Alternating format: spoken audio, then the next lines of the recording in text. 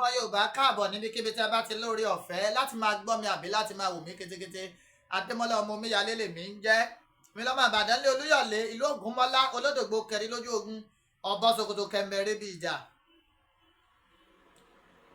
Mo kí gbogbo ẹni tó ń wò mí lágbára lọ́wọ́ Ọlọ́run. Ojú tẹ́ ẹ fi ń wò mí kò ní fọ́, etí tẹ́ ẹ sì fi ń gbọ́ mi kò ní di. Ẹ lè rí mi bẹ́ẹ̀ ni ẹ ní sáláìmọ́ rí mi. Ọ̀rọ̀ pásítọ̀ ẹni tá a nígbàgbọ́ wípé ìránṣẹ́ Ọlọ́run ni, tí ìwé ẹ̀sùn rẹ̀ sì ń bẹ wájú mi, tó gba 11,000 pounds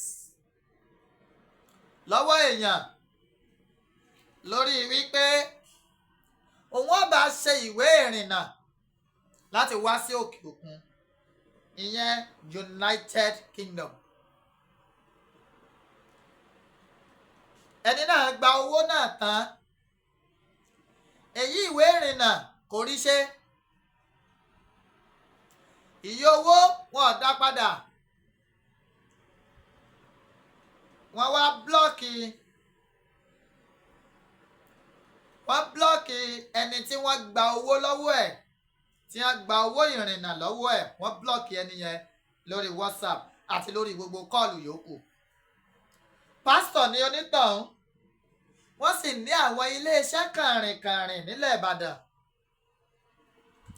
Kódà wọ́n ní church ní Liverpool.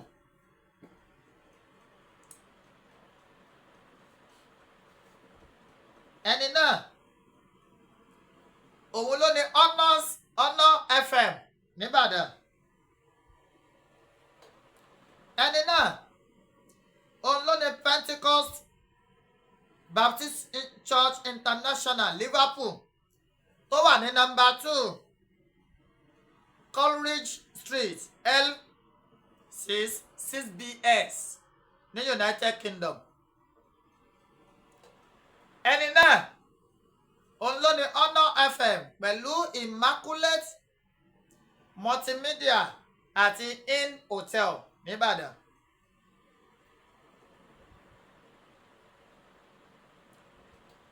Iléeṣẹ́ wọn wà ní nọ́mbà 39 Adébájọ Street, Kongi, Bódìjà. Ẹni tá a sì gba owó lọ́wọ́ rẹ̀ òun ni Mr. Abraham Haruna. Ẹni tí ó sanwó yẹn fún wa, ẹni tí Mr. Abraham Haruna tó san owó fún, tí àwọn fi wá san owó yẹn fún Revr BUKOLA Oyewale.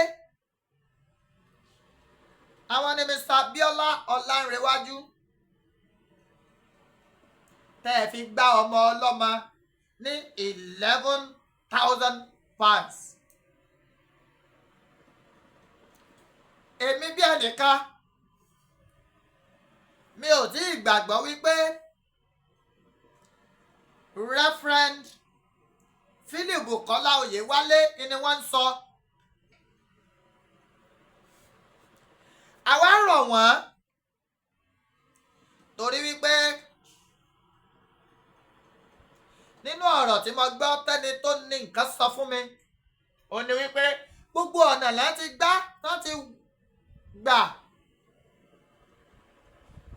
láti bá Reverend Philip sọ̀rọ̀ wípé ẹ dá owó yìí padà. Ẹni tó ní owó yìí òun náà yáwó ni, bí ìgbà téèyàn gba owó gbọ́múlé láǹtà. Àmọ́ kàkà kí Reverend BUKOLA Oyewale kí wọ́n dá owó padà, gbogbo ọ̀nà tẹ́ni ilé gbà ríìchì wọn pátápátá ni wọ́n gbégi dá. Orúkọ iléeṣẹ́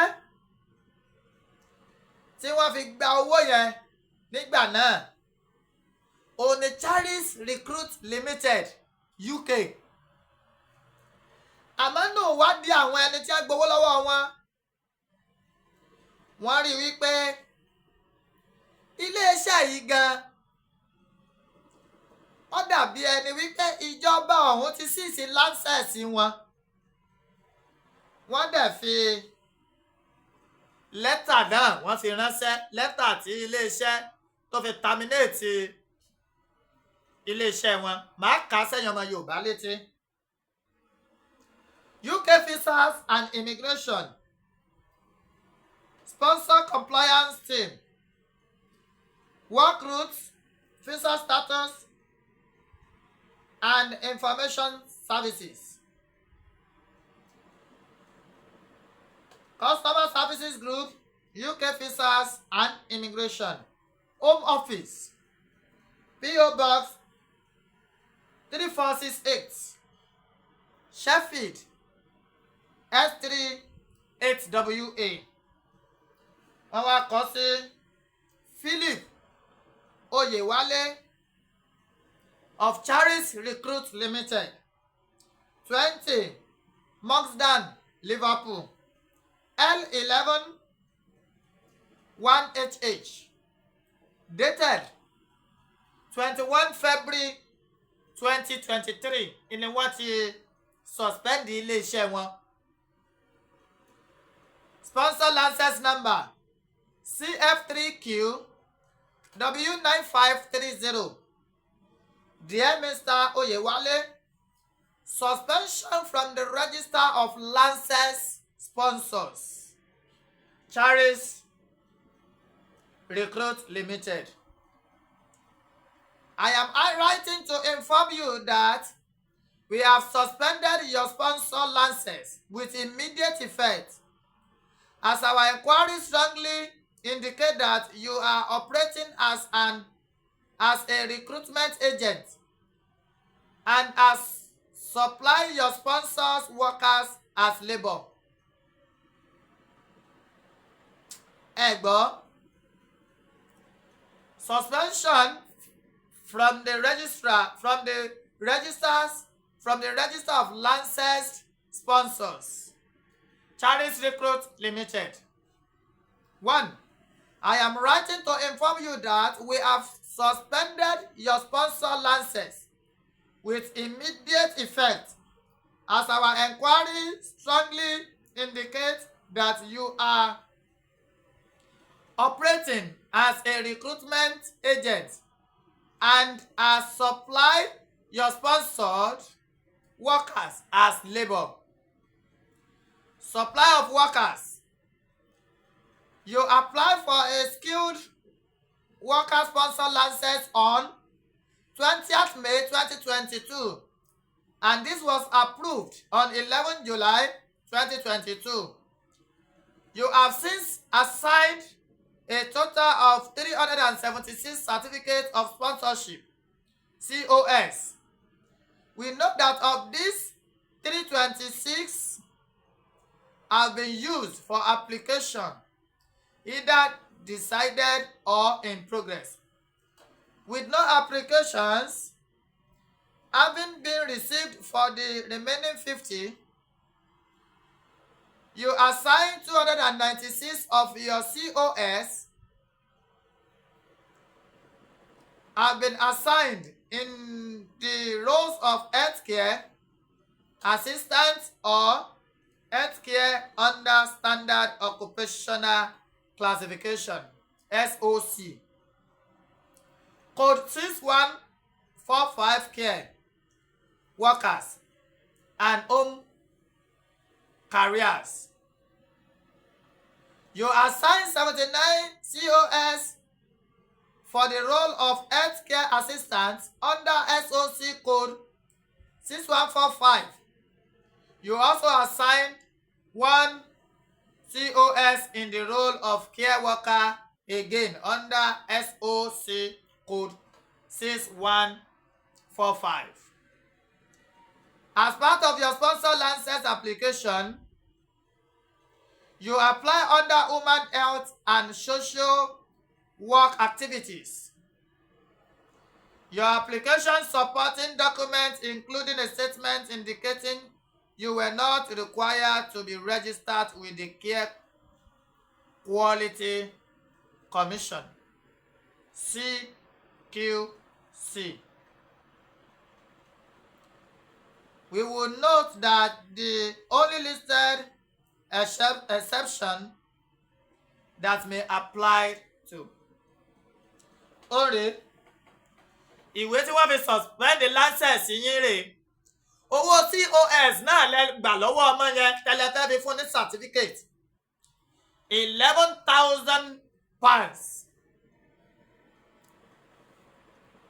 Èmi ò tí ì sọ pé ẹ jẹ̀bi o. Èmi ó rọ̀ yín kẹ́ẹ̀kan sí èmi lórí 09036371643 WhatsApp